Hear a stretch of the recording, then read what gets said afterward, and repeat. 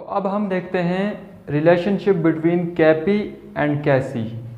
Equilibrium constant है relationship between कैपी and कैसी। Relationship between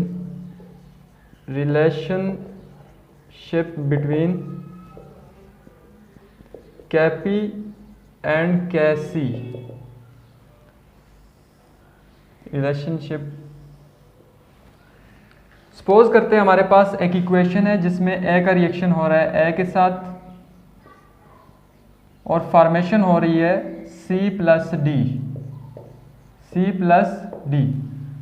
अगर हम इस इक्वेशन के ऊपर law of mass action apply करें तो कैसी इक्वल हो जाएगा, ऊपर प्रोडक्ट की कंसंट्रेशन है तो प्रोडक्ट यहाँ पर सी और डी है, प्रोडक्ट की कंसंट्रेशन और इनके कोफिशिएंट्स इनकी पावर्स हैं डिवाइडेड बाय रिएक्टेंट की कंसंट्रेशन, जहां पर रिएक्टेंट ए है और उसकी पावर ए होगा और बी की पावर बी होगा।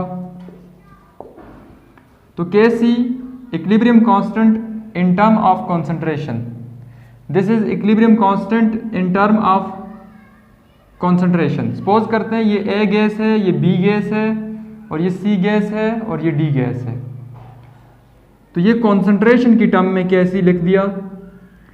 अब जब कभी भी गैसेस की कंसंट्रेशन मेजर करनी हो तो गैसेस की कंसंट्रेशन के मुकाबले में उनका प्रेशर आसानी से मेजर किया जा सकता है।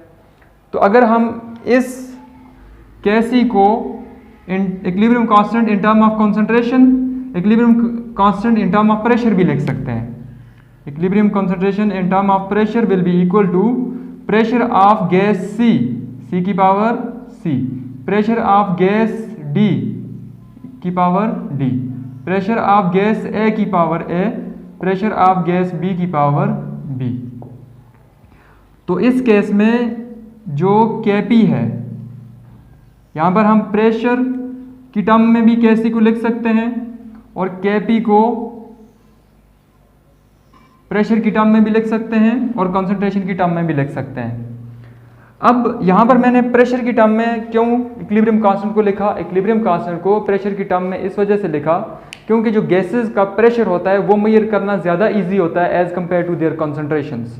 तो कंसंट्रेशन के बजाय गैसेस का प्रेशर मेजर कर लिया जाता है और प्रेशर से पता चलाया जा सकता है कि वहाँ पर गैस की कितनी कंसंट्रेशन है। जितनी गैस की कंसंट्रेशन ज़्यादा होगी तो उसका प्रेशर ज़्यादा मेजर होगा, तो इसलिए गैसेस का प्रेशर मेजर करना आसान होता है और गैसेस का प्रेशर मेजर करके हम उसकी कंसंट्रेशन के बारे में बता सकते हैं कि गैस की कंसंट्रेशन कितनी है, क्योंकि pressure is directly proportional to concentration. Pressure direct relation है कंसंट्रेशन के साथ। तो अब ये इक्वेशन नंबर 1 है और ये इक्वेशन नंबर 2 है। अब जैसा कि हम लोग PV is equal to nRT पढ़ते हैं कि हमारे पास जो PV होता है वो इक्वल होता है nRT के। अब मैं आपको बताता हूं कि प्रेशर और कंसंट्रेशन का आपस में क्या रिलेशन है। PV is equal to nRT, यहां से प्रेशर वॉल्यूम यहाँ पे मल्टीप्लाई और उस साइड पे जाके डिवाइड हो जाएगा, तो n डिवाइडेड बाय v लिखेंगे, यहाँ पे साथ में लिखेंगे RT। ये जो number of mole divided by volume है ये कंसंट्रेशन के बराबर होता है, तो यहाँ पर प्रेशर इज इक्वल टू हो जाएगा concentration into RT, concentration into RT. This is the partial pressure of gas A, this is the partial pressure of gas B, this is the partial pressure of gas C, this is the partial pressure of gas D. This whole mixture create total pressure. Here the partial pressure of gas A will be equal to partial pressure of gas A will be equal to concentration of A into R into T, partial pressure of gas B is equal to concentration of gas B into RT, partial pressure of gas C is equal to concentration of C into RT, partial pressure of gas D is equal to concentration of D into RT। तो यहाँ पर partial pressure की values हमारे पास आ गई हैं, partial pressure की values हम निकाल चुके हैं। अब इन पार्शियल प्रेशर की वैल्यूज को कहाँ पे पुट करना है, यहाँ पर पुट करना है। जब हम इस इक्वेशन में पार्शियल प्रेशर की वैल्यूज पुट करेंगे तो हमारे पास क्या आएगा, हमारे पास आएगा Kp is equal to PC की जगह क्या लिखेंगे, concentration of C into R T, power कितनी है ऊपर, सी, स्मॉल सी। यहां पर concentration of D into R T की पावर डी डिवाइडेड बाय, यहां पर पी ए की जगह क्या पुट करेंगे, पी ए की जगह पुट करेंगे concentration of A into R T की पावर ए, और यहां पर क्या पुट करेंगे, concentration of B R T की पावर बी। अब इस केस में जो इक्विलिब्रियम कांस्टेंट है के पी है, और के पी को दोबारा हम आगे मजीद प्रोसीड करते हैं। K P will be equal to, K P will be equal to concentration of C की पावर सी, आर टी को हम साइड पे कर लेते हैं। अब यहां पर बेसिस सेम है, यानी आर टी 2 बार आया हुआ है, तो 2 बार नहीं, हम एक ही बार लिखेंगे और इनकी पावर सी प्लस डी कर लेंगे। यहां पर basis same power add, basis same power add, यहां पर कंसंट्रेशन ऑफ सी की पावर सी है, कंसंट्रेशन ऑफ डी की पावर डी है, तो यहां पर लिखेंगे कंसंट्रेशन ऑफ डी की पावर डी डिवाइडेड बाय, यहां पर कंसंट्रेशन ऑफ ए की पावर ए, यहां पर कंसंट्रेशन ऑफ ए की पावर ए, और यहां पर कंसंट्रेशन ऑफ बी की power B, concentration of B की power B into R T basis same power add plus A B, A plus B. तो अब यहां पर K P is equal to concentration of C की power C, concentration of D की power D divided by concentration of A की power A, concentration of B की power B into R T 2 बार आया हुआ है, आर टी नीचे भी है, आर टी ऊपर भी है, तो एक ही बार लिखेंगे सी प्लस डी, ये वाली जो टर्म है ऊपर जाके माइनस हो जाएगी, minus A plus B, minus A plus B.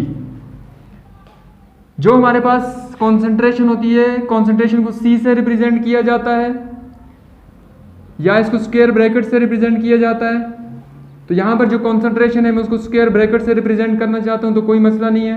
के P is equal to concentration को हम स्क्वायर ब्रैकेट लिखेंगे, सी की कॉन्सेंट्रेशन की पावर सी, डी की कॉन्सेंट्रेशन की power D divide by C की कॉन्सेंट्रेशन की पावर ए की कॉन्सेंट्रेशन की पावर ए, बी की कॉन्सेंट्रेशन की पावर बी। जस्ट मैंने इनको कॉन्सेंट्रेशन की फॉर्म में लिख दिया है, C represent concentration, square bracket also represent concentration, और यहां पर आर टी की power delta N. Delta N क्या होता है, डेल्टा एन होता है C plus D minus A plus B, C plus D minus A plus B. यहां पर सी प्लस डी क्या है, यहां पर सी प्लस डी प्रोडक्ट के नंबर ऑफ मोल्स हैं, यहां पर सी प्लस डी प्रोडक्ट के नंबर ऑफ मोल्स हैं, तो इसका मतलब number of moles of product minus number of moles of reactant, number of moles of reactant, यहां पर A B number of moles of reactant, ये किसके बराबर होता है, डेल्टा एन के बराबर होता है। तो यहां पर हम लिख सकते हैं K P is equal to, K P is equal to, अब ये सारा पोर्शन जहां पे मैंने concentration in term of concentration लिखूं, क्या ये सारा पोर्शन जिसको मैंने बॉक्स में बंद किया है, क्या ये के सी के बराबर है या नहीं है, तो इस बॉक्स की जगह हम क्या लिख सकते हैं, के सी, तो के P is equal to K C into R T की power delta N. This is the final and important relationship between K P and K C. तो के पी और के सी के दरमियान रिलेशनशिप, इस इक्वेशन को याद रखिएगा। इस इक्वेशन में अगर आपको के सी की वैल्यू दे दी जाए, आपको टेम्परेचर दे दिया जाए, नेचुरल गैस कांस्टेंट दे दिया जाए, तो आप इसमें के पी की वैल्यू फाइंड कर सकते हैं। तो अब हम देखते हैं कि मज़ीद इस इक्वेशन को कैसे एक्सप्लेन करेंगे। के P is equal to K C into R T की पावर डेल्टा एन। तो यहाँ पर हम देखते हैं K P is equal to K P. अब हम इसमें 3 केसेस स्टडी करेंगे। सपोज करते हैं हमारे पास एक रिएक्शन है, हमारे पास रिएक्शन है hydrogen react with iodine and form hydrogen iodide अब इस केस में हम के पी और के सी के रिलेशनशिप को डिफाइन करते हैं। इसको मैं केस नंबर 1 कह देता हूँ, ये केस नंबर 1 है। तो केस नंबर 1 क्या है? जब डेल्टा एन की वैल्यू कितनी हो? 0। इस केस में देखें, इस रिएक्शन में देखें, डेल्टा एन किसके बराबर होता है? Delta N is equal to number of moles of product minus number of moles of reactant. तो number of moles of product कितने हैं? 2। यहाँ पे पुट करें 2। Number of moles of reactant कितने हैं? 1 + 1 2। तो डेल्टा एन की वैल्यू कितनी आएगी? डेल्टा एन की वैल्यू आएगी 0। तो इस केस में डेल्टा एन की वैल्यू कितनी है? 0। अब डेल्टा एन की वैल्यू को पुट करें, के P is equal to K C into R T की पावर 0। आंसर क्या आएगा? आंसर आएगा के P is equal to K सी। कब के पी के सी के बराबर हो जाता है? जब डेल्टा एन की वैल्यू 0 के बराबर होती है, उस वक्त के पी बराबर हो जाता है के सी के। This is the case number 1। अब देखते हैं केस नंबर 2 में क्या होगा। हमारे पास केस नंबर 2 में हम कोई रिएक्शन ले लेते हैं। हमारे पास केस नंबर 2 में केस नंबर 2 रिएक्शन है, hydrogen react with nitrogen gas and form NH3 ammonia gas. Balance करने के लिए इसको यहाँ पे बैलेंस कर लेते हैं। अब यहाँ पर डेल्टा एन, केस 2 में हम पढ़ते हैं डेल्टा एन, जब कभी भी डेल्टा एन की वैल्यू नेगेटिव में होगी, जब कभी भी डेल्टा एन की वैल्यू नेगेटिव में होगी। कैसे नेगेटिव में होगी? Del N is equal to number of moles of product minus number of moles of reactant. Number of moles of product कितने हैं?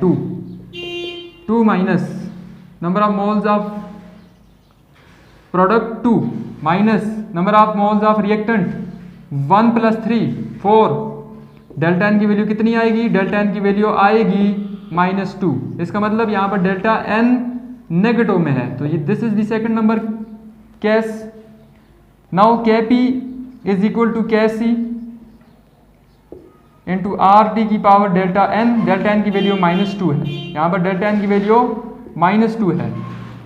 अब अगर इस -2 को +2 में कैंसिल कन्वर्ट करना चाहते हैं तो के पी इज इक्वल टू हो जाएगा के सी और आर टी नीचे चला जाएगा और आर टी की पावर हो जाएगी 2। आर टी की पावर कितनी हो जाएगी? 2। अब आर टी यहाँ पे डिवाइड हो रहा है, इस साइड पे आगे क्या हो जाएगा? मल्टीप्लाई। तो आर टी की पावर 2 मल्टीप्लाई बाय के P is equal to K C.